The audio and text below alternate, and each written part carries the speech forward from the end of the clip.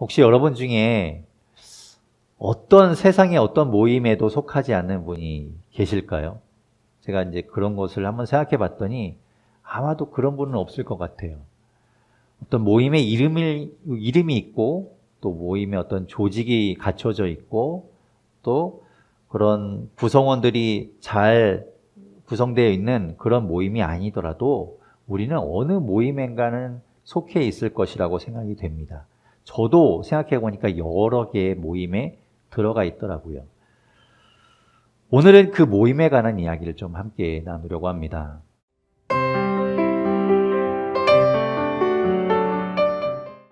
우리가 속해 있는 그 수많은 모임에 대해서 우리가 이야기하려는 것이 아니라 그 중에서도 그 모임들 가운데 있는 교회라는 모임에 대한 이야기를 함께 나누려고 합니다.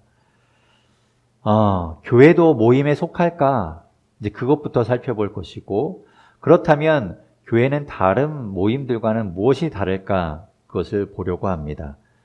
제가 이렇게 이야기하는 것의 바탕에는 교회가 다른 모임들과는 뭔가 다른 것이 있다라는 그런 마음이 깔려 있는 것이 느껴지시죠? 교회는 다른 모임들과는 뭔가가 다릅니다. 어떤 점이 다를까? 그 다른 점이, 독특한 점이 바로 매력이 될 수 있을 것이고, 그것이 다른 것으로는 대체 불가한 그런 점이 될 겁니다. 또한 그것이 바로 우리가 교회로 모이게 되는 이유가 될 수 있겠지요. 예전에 비해서 교회는 지금 아주 큰 위기를 맞고 있습니다.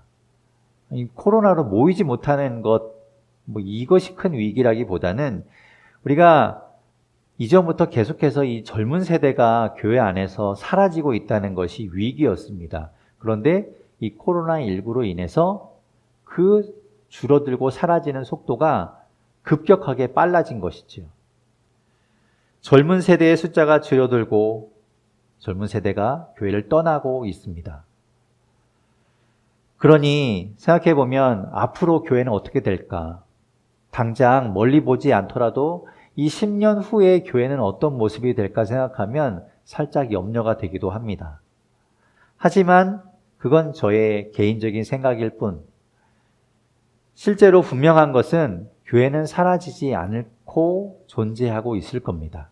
모습은 바뀔지 몰라도 교회는 분명 잘 유지되고 있을 겁니다. 왜냐하면 교회는 하나님의 것이기 때문이죠. 하나님이 살아서 역사하고 계시기 때문입니다. 교회는 하나님께서 일하시는 통로로 사용되고 있기 때문에 분명 하나님이 계셔서 교회를 지키고 계실 겁니다. 하나님은 어제나 오늘이나 전지전능하게 역사하시는 분이니까요. 교회가 과연 모임이라고 말할 수 있을까? 우리말로 교회라는 말을 살펴보면요. 이 교회라는 단어는 한자어입니다. 뒤에 있는 회자가 바로 모일 회자이지요. 그러니까 교회라는 말 자체에 벌써 모임이라는 그런 뜻이 들어가 있지요. 교회를 뜻하는 헬라어, 원래 교회라는 것이 생기게 된 그 헬라어 단어는 바로 에클레시아라는 단어입니다. 구약에는 모임이라고 또 집회라고 사용됐던 카할이라는 단어가 있었는데 그것이 헬라어로 에클레시아로 이렇게 번역되기도 하였습니다. 에클레시아라는 이 헬라어를 보게 되면 두 가지 단어가 합쳐진 두 가지 단어에서 유래한 말인데 에크라는 말과 칼레오라는 그런 말에서 유래했습니다. 에크라는 말은 어디로부터 라는 말이고요. 칼레오라는 것은 부르다라는 말입니다. 그러니까 합쳐서 생각해 보면 어디로부터 부르다라는 말이 되겠죠. 그것을 우리에게 적용하면 세상으로부터 부름받은 사람들, 세상으로부터 불려진 사람들, 그것이 바로 에클레시아라고 할 수 있는 겁니다. 그렇게 불려져서 그냥 막 흩어진 채로 있는 것이 아니라 불려져서 우리는 모여 있지요. 그러니까 교회는 그 에클레시아는 모임이라는 말입니다. 사람들의 모임은 처음에 생기게 된 그 원인이 있고요. 그러다 보니까 그 모임이라는 것이 특성을 갖게 됩니다. 이유 없이 모임은 없습니다. 그러다 보니까 그 모임의 특성이라는 것이 다 이제 각각 제각기 있게 마련이지요. 교회는 모임이라고 했는데 그렇다면 교회는 어떻게 생겨나게 된 것일까? 그것을 우리가 보아야 되겠지요. 에클레시아가 불려졌다라는 그런 뜻을 가지고 있는데 아무나 부른 것이 아닙니다. 누구를 불렀는가? 마태복음 16장 18절에 처음 교회라는 단어가 등장합니다. 빌립보 가이사랴에서 예수님이 제자들에게 너희는 나를 누구라고 아느냐라고 묻지요. 그때 베드로가 대답합니다. 주는 그리스도시요 살아계신 하나님의 아들이시니이다. 그 놀라운 고백을 듣고 예수님께서는 이렇게 말씀하셨습니다. 마태복음 16장 18절 말씀을 제가 읽어보겠습니다. 또 내가 네게 이르노니 너는 베드로라. 내가 이 반석 위에 내 교회를 세우리니 음부의 권세가 이기지 못하리라. 아멘. 여기서 예수님께서 교회라는 단어를 사용하셨습니다. 너의 그 고백 위에 네가 주는 그리스도시요 살아계신 하나님의 아들이시다고 고백한 그 고백 위에 교회를 세우겠다라고 예수님께서 말씀하셨지요. 교회는 그렇게 시작한 겁니다. 예수 그리스도를 주로 고백하고 살아계신 하나님의 아들이심을 믿는 그 믿음 위에 교회가 세워진 것이지요. 성도들의 그 신앙 고백이 교회로 모이게 한 이유가 되는 겁니다. 고린도전서 1장 2절과 3절 말씀에 보면 사도 바울은 이렇게 이야기합니다. 제가 읽어보겠습니다. 고린도에 있는 하나님의 교회 곧 그리스도 예수 안에서 거룩하여지고 성도라 부르심을 받은 자들과 또 각처에서 우리의 주 곧 그들과 우리의 주 되신 예수 그리스도의 이름을 부르는 모든 자들에게 하나님 우리 아버지와 주 예수 그리스도로부터 은혜와 평강이 있기를 원하노라. 아멘. 예수 그리스도를 믿고 그 안에서 거룩하여지고 주의 이름을 부르는 사람들이 모여진, 그들이 불려져서 모여진 그 모임, 그것이 교회인 것이지요. 그러니까 예수 그리스도를 믿지 않으면 교회라는 모임이 성립되지 않습니다. 예수 그리스도를 믿지 않으면 교회라는 모임 안에 들어갈 수 없습니다. 그래서 건물이 이런 형태를 갖추고 있는 장소가 교회일 수가 없는 것이죠. 그 장소에는 우리가 누구나 들어올 수 있고 누구나 함께 예배할 수 있지 않습니까? 예수 그리스도를 믿지 않아도 이곳에 와서 예배할 수 있습니다. 하지만 진정으로 예수 그리스도를 믿지 않는다면 이런 장소의 개념으로 교회에는 올 수 있을지라도 모임으로서의 교회에는 들어갈 수 없습니다. 좀 복잡한 이야기처럼 들리시나요? 다시 이야기해서 진짜 교회는 이렇게 눈에 보이는 어떤 형태적인 모습을 띠고 있다기보다는 무형의 보이지 않는 모임을 말하는 것이라는 것이죠. 그렇다면 바꿔 이야기해서 건물이 없어도 이런 모든 것들이 갖춰져 있지 않아도 예수 그리스도를 믿는 사람들이 모이기만 한다면 얼마든지 교회를 이루어갈 수 있다는 겁니다. 길게 이야기했지만 결국 교회는 무엇일까요? 교회는 결국 모임입니다. 그렇다면 처음에 이야기했듯이 우리가 속해 있는 세상에는 많은 교회 모임들이 있습니다. 그런데 교회도 그 가운데 속해 있는 모임이라고 한다면 과연 교회는 다른 모임들과는 무엇이 다를까요? 어떤 점이 다른 걸까요? 그것을 우리 함께 생각해 보려는 거지요. 우리는 야고보서의 말씀을 보면서 생각의자라는 어떤 타이틀을 걸고 우리가 계속해서 질문해보고 생각해보는 시간을 갖고 있습니다. 오늘 주보에는 특별하게 의자를 의자에 사진을 넣지는 않았는데 우리나라 한옥과 관련된 것들을 이렇게 찾다 보니까 이렇게 이제 특별한 의자는 아니지만 이것을 쪽마루라고 부르는 것 같아요. 여기에 앉아서 우리는 여기 걸터 앉아서 신발을 신기도 하고 쉬기도 했죠. 여러분이 한번 이 의자에 앉아있다 생각해 보면서 오늘 한번 생각해 보십시오. 교회는 과연 세상의 다른 모임들과 내가 갖고 있는 다른 모임들과 무엇이 다를까? 교회가 다른 모임들과 다르지 않다면, 아무런 매력도 없다면, 아무런 특징도 없다면 교회는 여러분에게 다가가지 않겠지요. 교회가 무엇이 다를까? 우리 한번 생각해 보도록 하겠습니다. 첫 번째, 교회는 이런 특성이 있습니다. 교회는 여기에서부터, 이 땅에서부터 시작된 것이 아닙니다. 오늘 본문 17절과 18절 말씀을 같이 읽어보겠습니다. 17절, 18절 같이 읽겠습니다. 시작. 오직 위로부터 난 지혜는 첫째 성결하고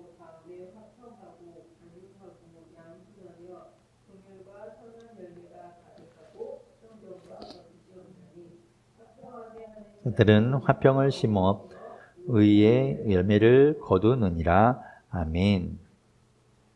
교회는 말이죠. 이 교회라는 모임은 위로부터 난 지혜, 위로부터 온 지혜로부터 시작되었습니다. 이 땅에서부터 우리끼리, 사람들끼리 모여서 머리를 맞대고 자, 우리 이렇게 시작하자라고 해서 생긴 것이 아닙니다. 그 기원이 하늘에 있습니다. 하늘로부터 시작된 것이죠. 에클레시아, 하나님이 우리를 부르신 겁니다. 그래서 나타나는 특성이 다른 모임들과는 다른 것이죠. 위로부터 난 지혜, 하나님께로부터 온 지혜로부터 시작되었기 때문에 교회는 어떤 특성을 가지고 있는가? 가장 중요한 특성, 바로 성결하다는 겁니다. 성결하다는 말은 순수하고 거룩하다는 말이죠. 왜냐하면 하늘에서부터 온 그 지혜 자체가 순수하고 거룩하기 때문에 그것으로부터 시작된 교회야말로 순수하고 거룩한 것입니다. 여러분, 이 순수하고 거룩한 이 성결, 이 특성은 우리에게 있지 않습니다. 우리끼리 만들어서 시작했다면 그런 특성을 가질 수가 없지요.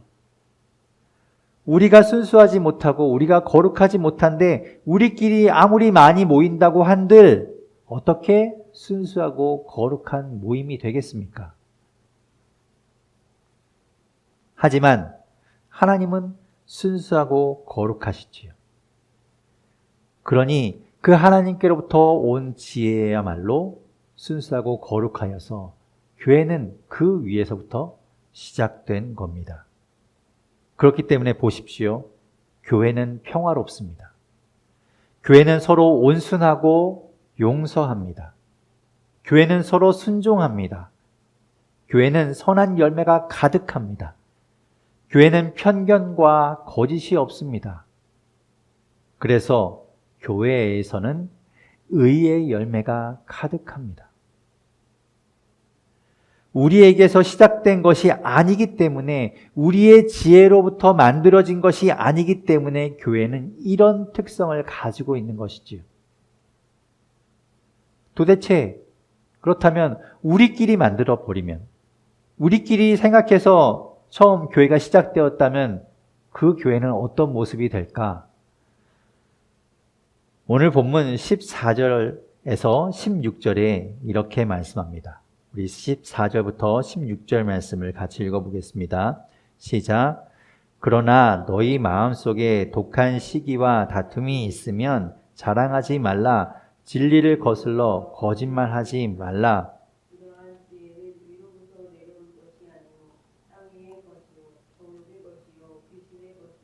시기와 다툼이 있는 곳에는 혼란과 모든 악한 일이 있습니다. 우리 안에는 시기와 다툼이 가득합니다. 만약에 우리끼리 시작된 교회라면, 우리끼리 만들어서 시작된 교회라면 그 교회에는 혼란과 악한 일이 가득할 것이라고 우리는 미루어 짐작할 수 있지요. 앞에서는 서로 보는 데서는 어떨지 몰라도 뒤로 돌아가면 서로 헐뜯고 편을 가르고 수없이 말로 서로를 상처내고 죽이고 할 겁니다. 여러분이 속한 모임을 생각해 보십시오. 여러분이 있는 그 모임을 떠올려 보십시오. 그 모임의 특성을 한번 생각해 보십시오. 교회가 아님에도 불구하고 17절과 18절에서 말씀하는 것처럼 그 모임이 성결하던가요? 화평하고 관용하고 양순하며 긍휼과 선한 열매가 가득하고 편견과 거짓이 없어서 의의 열매를 거두는 그런 모임이던가요? 그렇지 않지요. 하나님께로부터 온 지혜, 하나님께로부터 시작되었기 때문에 교회가 그런 특성을 갖게 된 겁니다. 그래서 다른 모임과 교회는 다른 것이죠. 뒤집어서 말하면 교회는 시기와 다툼이 있으면 안 됩니다. 그것 때문에 교회가 혼란하고 악한 일이 가득해서는 안 됩니다. 지금 교회 안에 그런 모습이 있다면 지금 당장 즉시 그것을 멈추고 모두 하나님 앞에 나아가 회개해야 합니다. 그것은 우리에게서부터 시작되었기 때문이라는 것을 깨닫고 다시 돌아가야 합니다. 하나님께로부터 시작된 그 교회의 참 모습으로 말이죠. 그래서 13절에서 야고보 사도는 수사적인 표현을 써서 이렇게 말하고 있습니다. 13절 말씀 같이 읽어보겠습니다. 시작. 너희 중에 지혜와 총명이 있는 자가 누구냐? 그는 선행으로 말미암아 지혜의 온유함으로 그 행함을 보일지니라. 아멘. 너희가 지혜 있다고 말하고 총명 있다고 자랑하지만 그것은 오히려 교회를 어지럽히는 것이다. 그러니 그런 것 자랑하고 그런 것 내세우지 말고 너희는 하나님께로부터 온 그 지혜를 가지고 교회를 이루며 행하는 자가 되라. 이렇게 말하는 것이죠.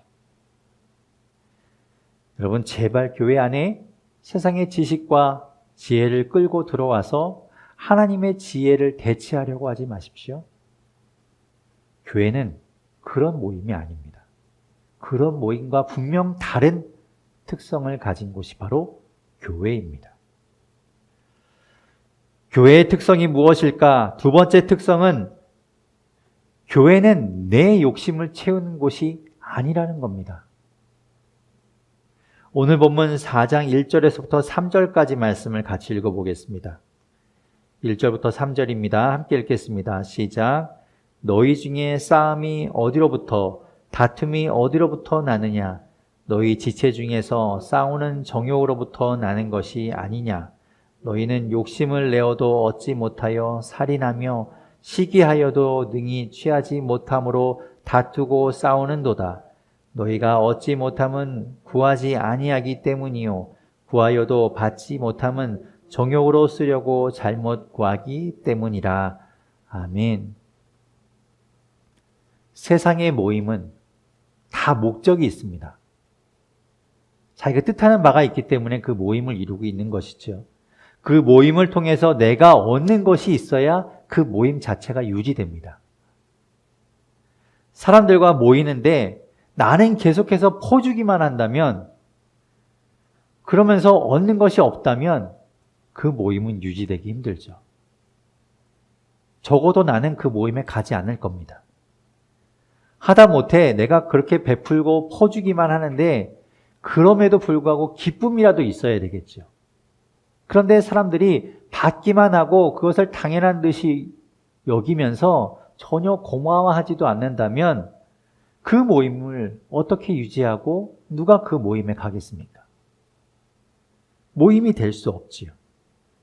그런데 교회는 그 안에 모이는 사람들에게서 얻지 못해도 괜찮은 곳입니다.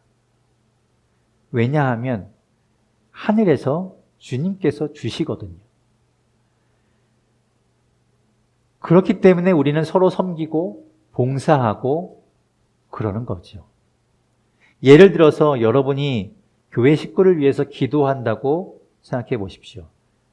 그 사람이 보는 앞에서 내가 기도하고 있다는 걸 이렇게 드러내지 않더라도 혼자 마음속으로 기도하더라도 그 기도가 응답되면 그 기쁨과 은혜가 누구에게 있습니까? 나에게 있죠.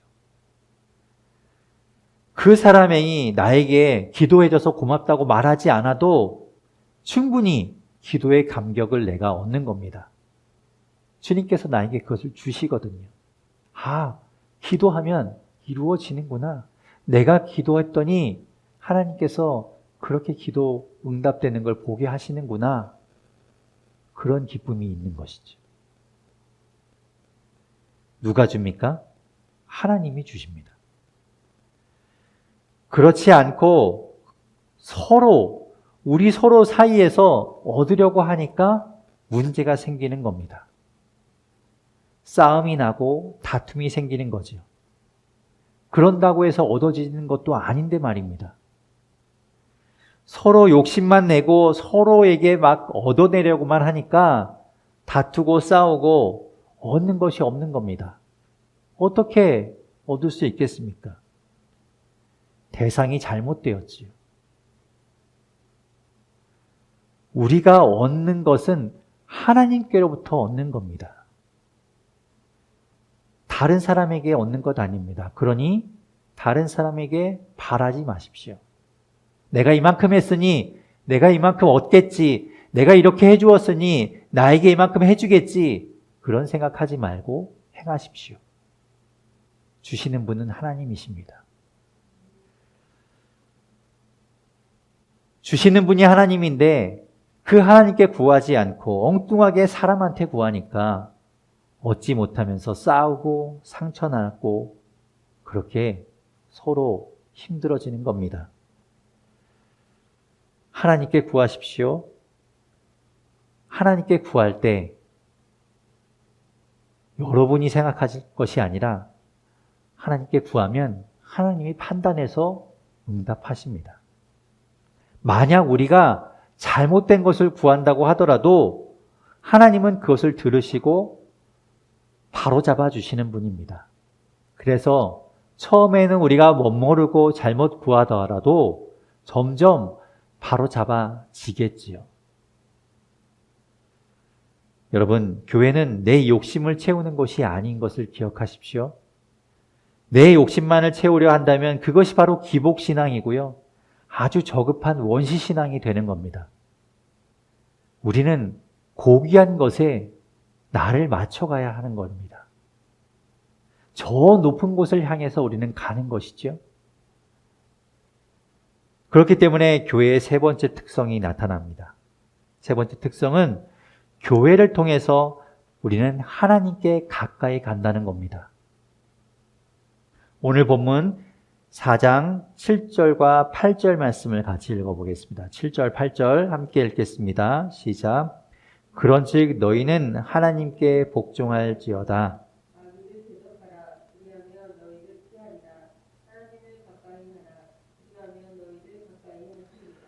죄인들아 손을 깨끗이 하라. 두 마음을 품은 자들아 마음을 성결하게 하라. 아멘. 세상은 내가 중심이라고 말합니다.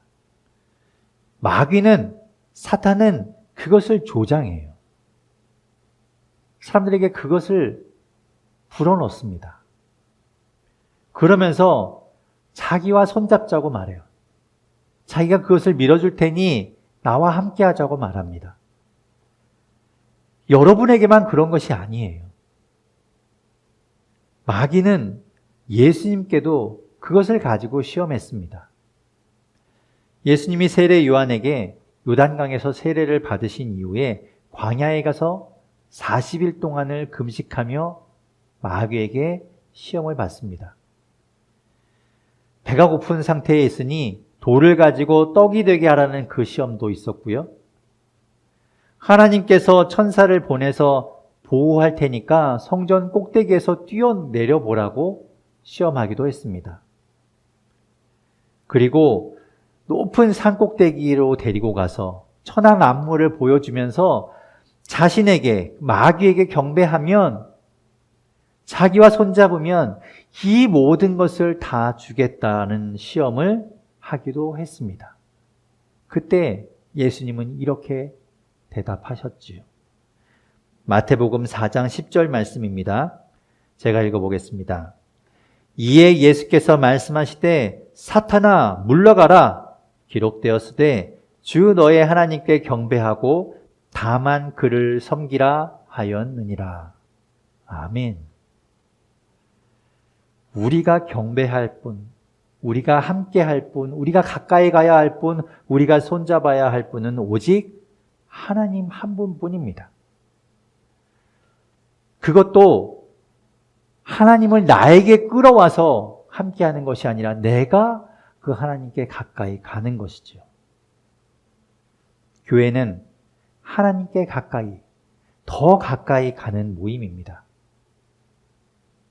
수많은 모임들이 서로 자기들끼리 더 가까워지려고 하고 세상과 더 친해지려고 하지만 교회는 다릅니다.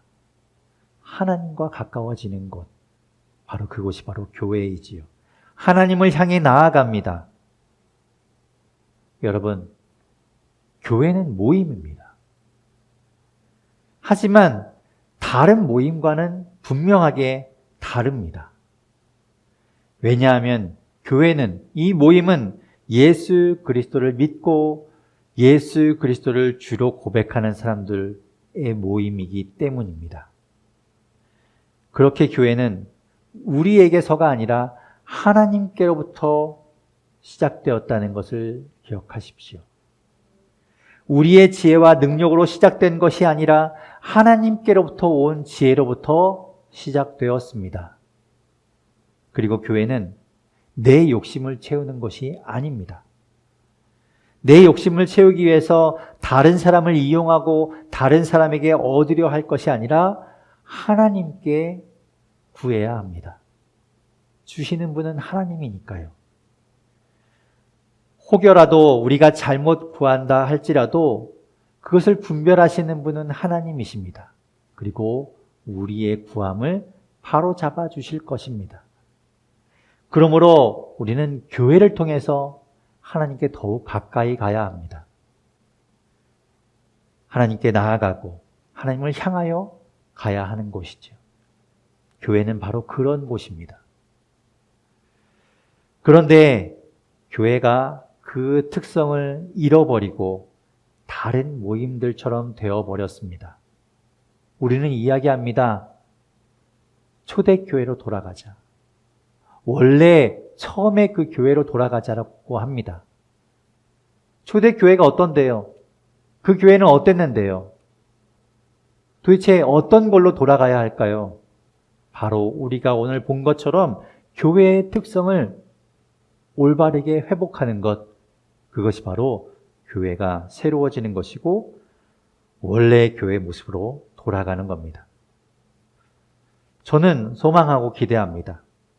지금까지 교회들이 잘못된 방향으로 가고 있었더라도, 혹시라도 조금 희미해지고 있었더라도 이제부터는 달라질 것으로 기대합니다. 왜냐하면 지금까지 이전 세대와는 다른 젊은 세대가 있기 때문입니다. 젊은 세대 여러분들은 다르니까요. 그럼에도 불구하고 젊은 세대인 여러분도 변하지 않으면, 본질로 돌아가지 않으면 결국 이 잘못된 교회의 모습은 계속해서 유지될 거고요. 세상은 교회를 바라보면서 손가락질 할 겁니다. 우리 교회는 청년들에게 신앙 지원금을 지급하고 있습니다. 물론 큰 돈은 아닙니다. 작으면 또 작다고 말할 수 있는 그런 돈이죠. 하지만 저는 그것이 밑거름이 될 거라고 믿습니다. 그리고 여러분에게 경험을 줄 수 있다고 생각합니다. 사람들은 남을 돕는 것, 다른 사람에게 선행을 행하는 것, 베푸는 것, 이런 것이 나에게 여유가 생길 때 하는 것이라고 생각합니다. 교회에서 청년들에게 돈 준다고 하면 다들 걱정합니다. 소용없는 일일 거라고. 청년들에게 자율적으로 맡기면 아무 일도 되지 않을 거라고 걱정합니다. 하지만 저는 기대합니다. 여러분이 그것을 깨주시기를 말이죠. 여러분의 것을 나누라고 하면 아까워서 나누기 힘들잖아요. 그러니까 교회에서 작은 거라도 주면 그것 가지고 조금이라도 뭔가 할 수 있지 않을까 싶어서 주는 겁니다. 여러분, 교회가 다르다는 것을 보여주십시오. 다른 모임과 교회가 다르다는 것을 여러분을 통해서 보여주십시오. 여러분의 행함으로 말이죠. 오늘 13절 말씀을 제가 다시 읽고 오늘 말씀 마치도록 하겠습니다. 너희 중에 지혜와 총명이 있는 자가 누구냐? 그는 선행으로 말미암아 지혜의 온유함으로 그 행함을 보일지니라. 아멘.